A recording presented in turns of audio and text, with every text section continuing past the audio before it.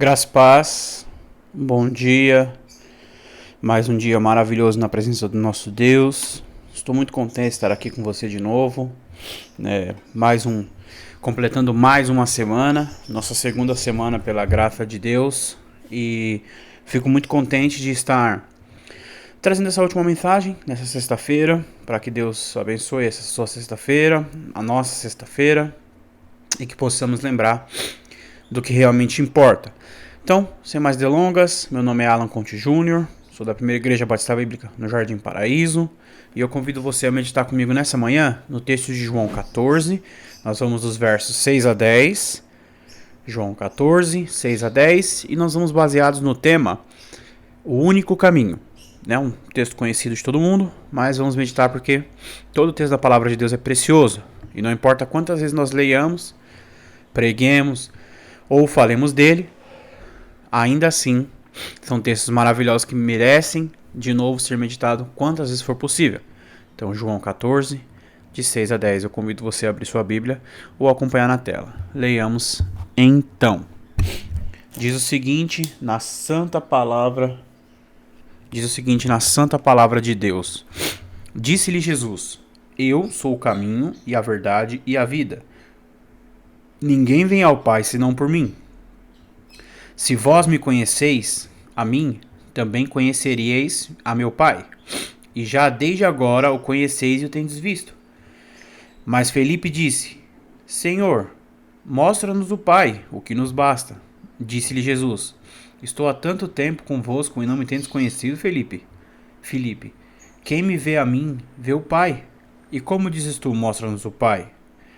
Não crês tu que estou no Pai e que o Pai está em mim?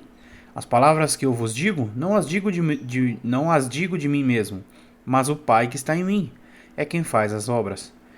Crede-me que estou no Pai e o Pai em mim. Crede-me ao menos por causa das mesmas obras. Eu falei errado, era do 6 ao 11, mas amém. Da mesma forma, vamos meditar nessa manhã.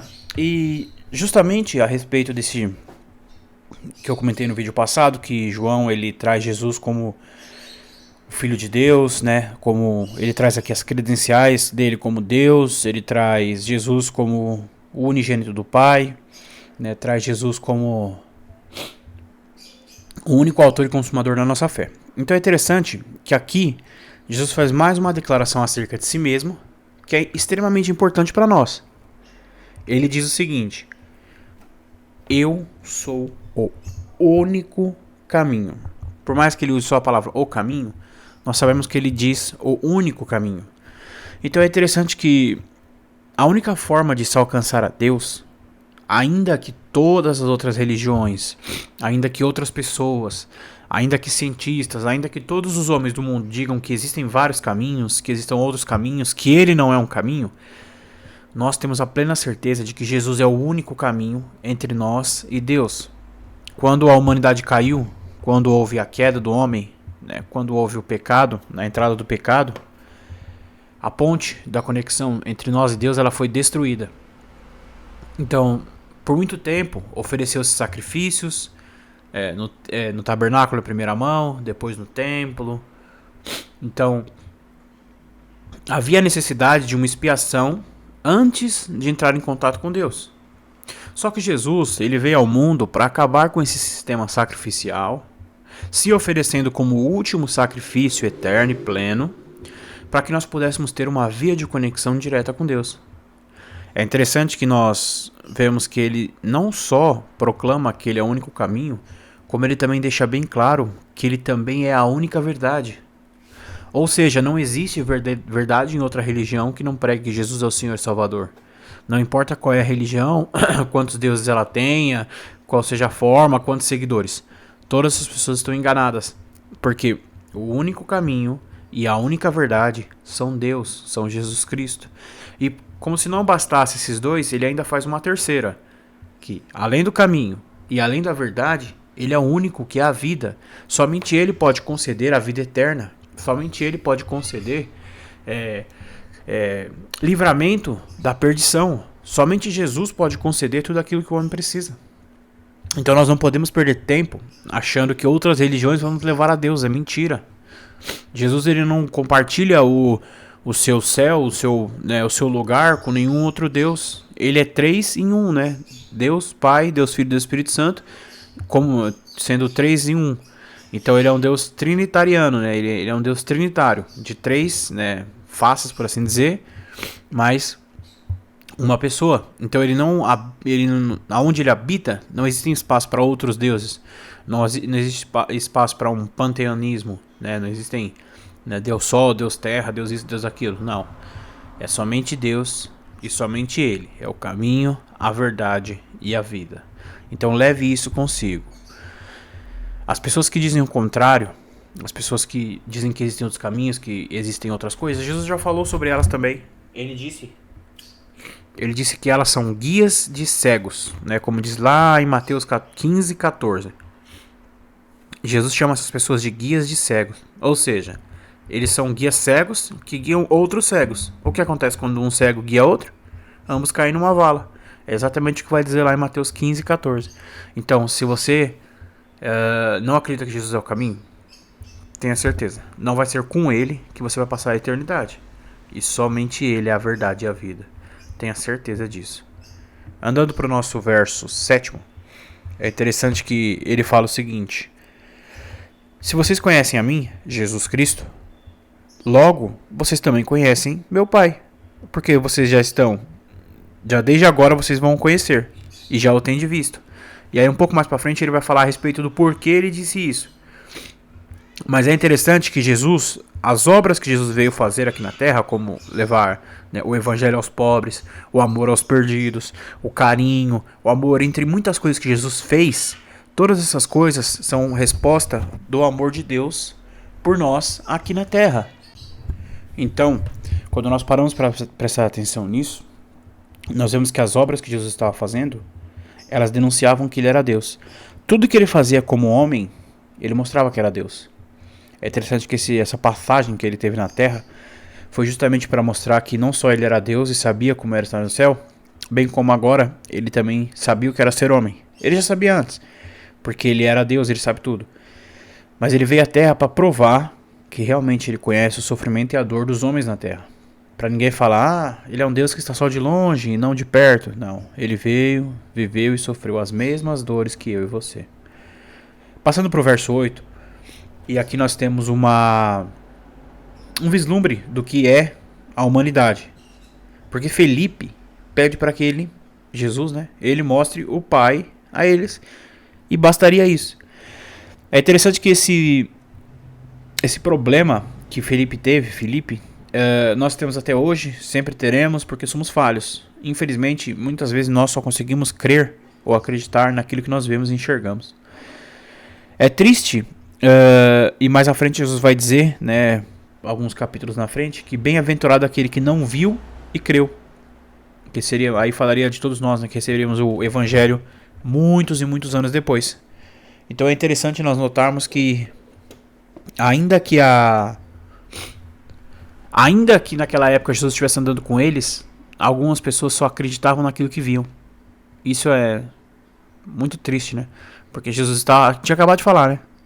Se você conhece a mim, você conhece o Pai. É como ele diz, me mostra o Pai. É algo, na verdade eles queriam um sinal sobrenatural para acreditar.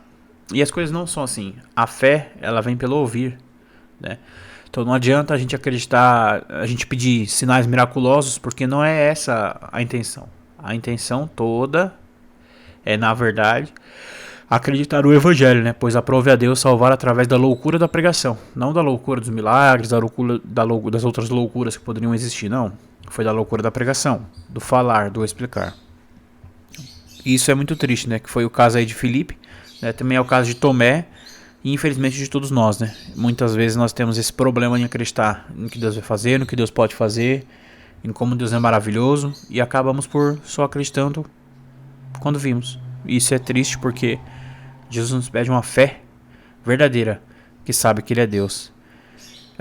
No verso 9, aí ele fala, eu estou há tanto tempo contigo, né, convosco, e vocês não me têm conhecido? E no caso, ali ele diz diretamente para Felipe, né? Quem vê a mim, vê o Pai. E como dizes tu, mostra-nos o Pai. Então, reafirmando o que ele disse atrás, né? como é que você não pode acreditar em mim, depois de tudo que a gente tem vivido até aqui? O Evangelho de João é um evangelho pequeno, nós já estamos no capítulo 14, ele vai até o capítulo 20, se eu não estou enganado, talvez, não, vai até o capítulo 20, 21, então assim, já havia passado muito da história de Jesus com esses homens, né? Claro que a gente não baseia a vida de Jesus em capítulos, mas como já está chegando no final do evangelho, eles já tinham visto muita coisa junto, e muitos milagres, entre outras coisas. Então, às vezes esses homens, eles com seus lábios falavam que ele era o Filho de Deus, que eles tinham certeza que ele era Deus, o Messias enviado. Só que os seus corações às vezes acreditavam que ele era somente um profeta. Então eles pediam uma confirmação visual, né, um milagre, uma coisa assim, para que eles tivessem certeza que ele era Deus. Olha que coisa engraçada, né? E quantas vezes nós não somos assim também? Quantas vezes Deus fala para nós: filho, espera, filho, tendes fé, confia em mim.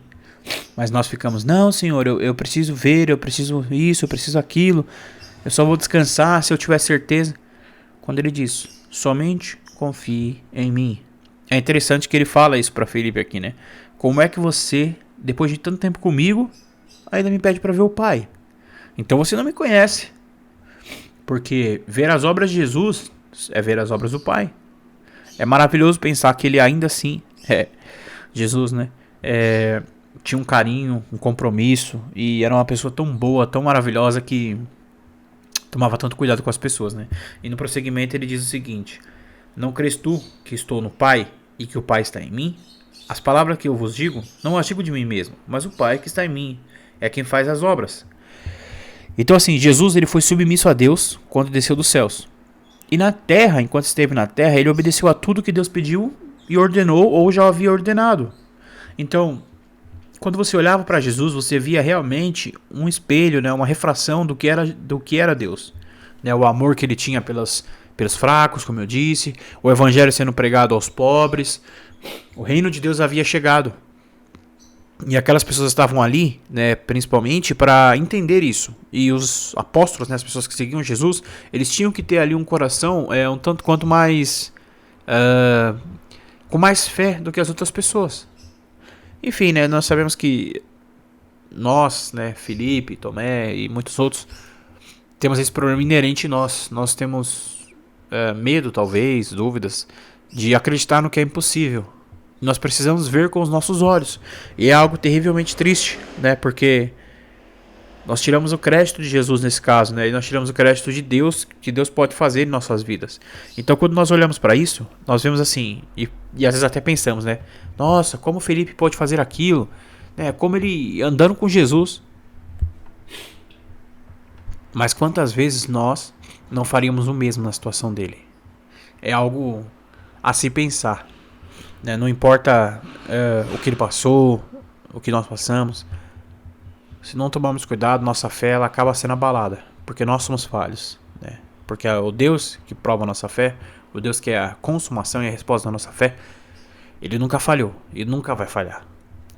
Então, quando nós caminhamos um pouquinho, ele fala: crede em mim que estou no Pai, e o Pai em mim. Crede em mim ao menos por causa das mesmas obras. Aqui é interessante que ele fala o seguinte: tudo bem, se você não acredita, lembra do que eu fiz. Lembra de tudo que eu fiz. E pelo menos pelo que eu fiz, tenha fé em mim. Aqui Jesus, ele não busca uma fé que é baseada nas obras que ele apresentou. Não busca uma fé nos milagres que ele fez. Não busca uma fé nas circunstâncias que aconteceram. Só que ele fala assim: ao menos creia nisso. Porque este creia nisso, esse início, essa fé nas obras, ela seria ali o start para que ele entendesse, né? Ele seria o começo para que ele entendesse o que é a verdadeira fé que Jesus busca. Nós sabemos, e lógico, né, nós não deveríamos pedir para ninguém acreditar em Deus por causa das obras. Jesus fez porque ele era Deus, sábio, sabia de todas as coisas, sabia o futuro, por isso ele falou. Nós, quando estamos aqui falando, e você que me escuta, não deve acreditar somente nas obras, porque sua fé tem que ser em Deus, no Deus Criador. Jesus falou isso porque Jesus tinha propriedade para falar isso. Ele sabia qual era o futuro de Felipe, que aquilo seria o início, e mais à frente Felipe se converteria de verdade. Felipe teria uma fé nele, em Cristo, em Deus. Quando nós falamos isso para outra pessoa, nós não podemos fazer isso, nem falar esse tipo de coisa, porque nós não sabemos o que há de proceder depois. O dia de amanhã pertence a Deus, não a nós. Jesus era Deus. Então ele falou assim porque Jesus sabia o que estava falando. Agora nós temos que deixar claro às pessoas, e você que me escuta hoje tem que ter isso no seu coração. Creia somente em Deus, em Jesus. Porque não importa quantas bênçãos, quantas coisas você tenha nessa vida, quantas coisas aconteçam, nada pode valer os seus momentos com Ele, porque Ele é precioso e Ele é um Deus que vai te dar salvação, coisa que você não poderia pagar. Então, nessa manhã, eu gostaria de conversar exatamente sobre isso. Ele é o único caminho. Se você não anda nesse caminho, não trilha esse caminho, se você é de outra religião, se você não conhece Jesus, se você conhece, mas está numa igreja errada, se você nunca tomou uma decisão para ir numa igreja séria, nós falamos da igreja que prega o evangelho de um Cristo crucificado, prega uma vida de abnegação, que é o que a Bíblia pede, traz ensinamentos sobre toda a Bíblia, não somente de textos escolhidos, uma igreja que diz que o símbolo do evangelho é uma cruz, que significa dor e sofrimento, mas uma vida eterna, e não uma escada com prosperidade, e não uma cama com bênçãos e, sei lá, cura, esse tipo de coisa. Não, uma igreja séria é que prega Cristo crucificado, que nós somos servos e vivemos para Ele. Então eu te convido, né, nessa manhã, se você não conhece Jesus, né, entregue-se a Ele. Ele é maravilhoso. A vida ela vai nos fazer sofrer, mas você ia sofrer de qualquer jeito, sem Jesus ou com Jesus. A diferença é que com Jesus você sofre tendo certeza que tudo vai valer a pena. Sem Ele, meu amigo, pode ter certeza, nada do que você fizer nessa vida vai ter valor. Então eu convido a você, abandone o que você estiver fazendo que não for Jesus e corra aos pés dele, pois somente Ele pode lhe trazer a vida eterna e a salvação. Neste momento nós vamos estar orando. Queria agradecer você por nos acompanhar. Vamos orar neste momento. Santo Deus e eterno Pai, te agradeço por mais um dia, por mais uma oportunidade de falar de Ti, mais uma oportunidade de colocar, ó Deus, as Tuas palavras aqui, ó Deus. Eu te louvo por tudo, peço que o Senhor tenha misericórdia de todos nós, cuida, abençoa, guarda. Deus, que esses que nos escutam, ó Deus, o Senhor esteja os abençoando, cuidando, protegendo, realizando todos os desejos que forem de acordo com as Tuas vontades. E os desejos que não forem, o Senhor tire dos corações, Pai querido, nos console, nos dê conforto.